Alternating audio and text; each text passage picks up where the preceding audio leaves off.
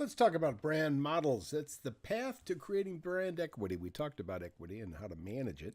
This is one more step in detail of how we go through the making the emotional connection between consumers and products, which is really the hot spot for brand models.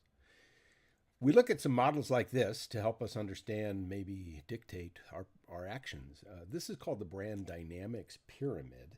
Millward Brown and WPP developed this to show brand building as a set of steps, starting with down at the bottom on the left there, or in the middle there, the presence, moving all the way up to the bonding. We all know what that is. So when we think about this, at the very base, this is where it's a weak relationship. Do I know about it? Did I hear about it? And we move up the hierarchy to being relevant. When we talk about brands, we talk about value as we did with equity. We say, is somebody aware of it? And then secondly, do they in fact have some sort of a connection to it that it's relative to them?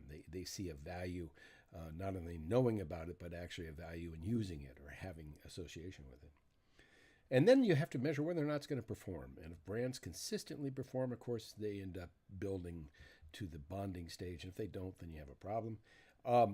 Can you actually be better than somebody else? And this sometimes is a head game. And it's true. It really is. That you can build some real equity around something, even though you aren't necessarily the best of that particular product. Green Bay Packers have a belief that they're the best, and there's an equity. There's a bond that people have, yet they've had relatively lack of Super Bowl performances of stature lately. I just pick on them. Nobody hope Green Bay Packers don't get upset over that. So we think about at the very, very bottom, the old idea of an oil can. That one reminds me of the one my dad had in his shop. It suffice to solve the problem of oiling something, making it less squeaky or work better.